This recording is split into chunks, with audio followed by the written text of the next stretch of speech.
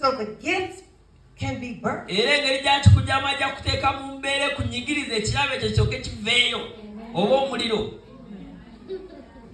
It's better to do it naturally.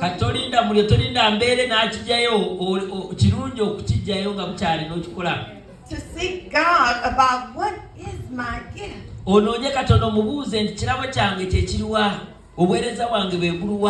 But even though I was an A student, I wasn't smart enough to know to ask God.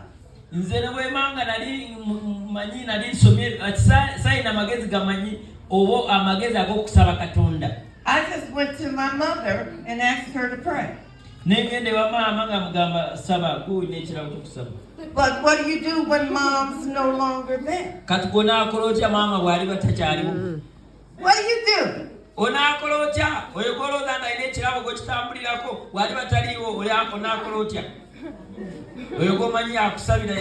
When that crutch is gone,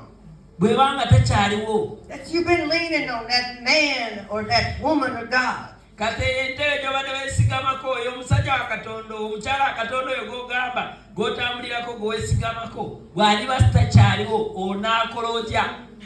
And now you don't know what to do. So you have to function.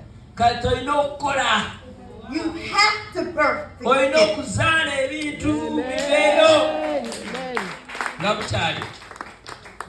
And when it's like that, it's more difficult.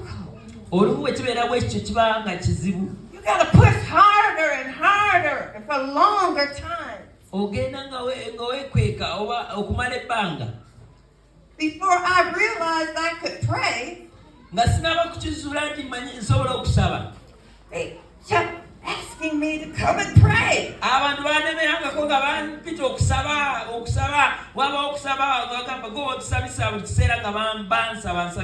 And I kept asking God, why do these people keep asking me to pray? And why do people tell me all their problems? What am I supposed to do with their problems? Yes, I'm well educated. But you need to solve your own problems. I'll talk you through them. But you will answer your own problem. Because you know the answer better than I do. You know how you got into that mess.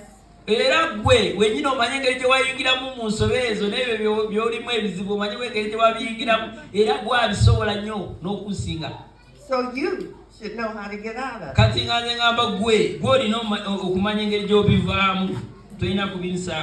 And I will counsel you, so you can answer it for yourself. So when we talk about birthing in Matthew 1,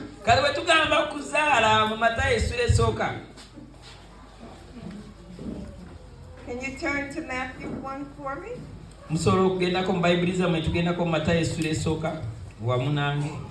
And this talks about the genealogy of Christ. And you see how many generations he had to come through. Then you get to Mary. And Joseph. Now how do you think Mary felt being pregnant and hadn't even known a man?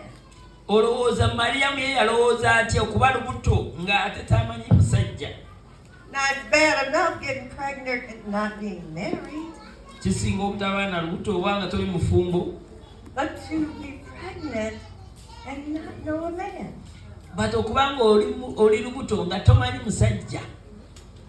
So Mary agreed,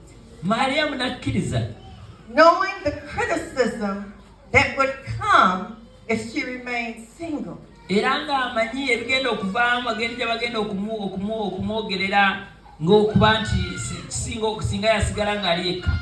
So God had to come to Joseph. Because Joseph said, oh no. Can you just imagine? You're getting ready to marry someone and find out they're pregnant already? That's a great deal of shame. And embarrassment. But when God told him to go ahead and marry Mary,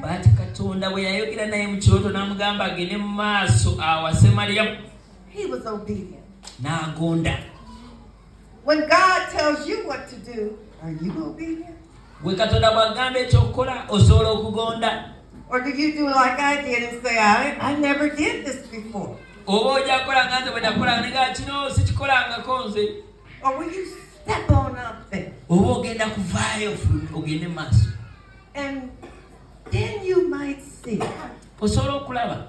that you will birth some of those diamonds and pearls and emeralds.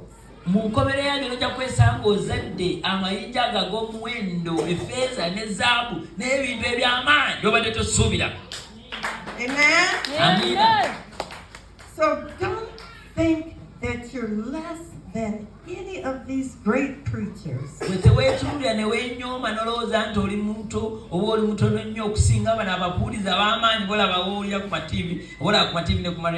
You just haven't done your birthing yet.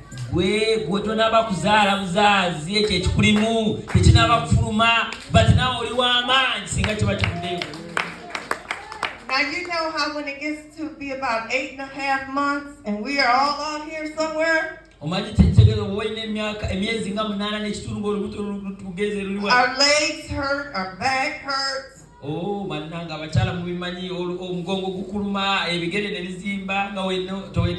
And we really don't like our husbands at that time. Because he did it. You know, we forget we played a role in it too. But we say he did it. So are you not wanting to birth the beauty that's in you? That the world is waiting for. You're holding back the gifts that the world needs. Because you're afraid to stand in front of people. You're like Moses. I can't talk. Yes, you can. Yes, you can. The word says, open your mouth and God will fill it.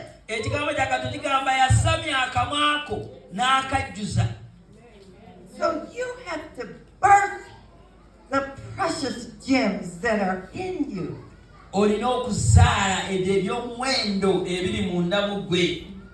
A long time ago,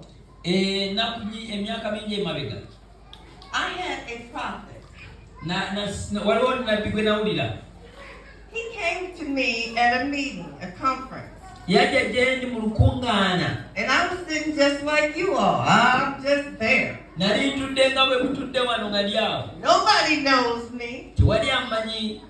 And he pulled me out. And he described the gems that were in me. And I couldn't believe it. I'm like, what? He said the gems are gifts from heaven that have been deposited within you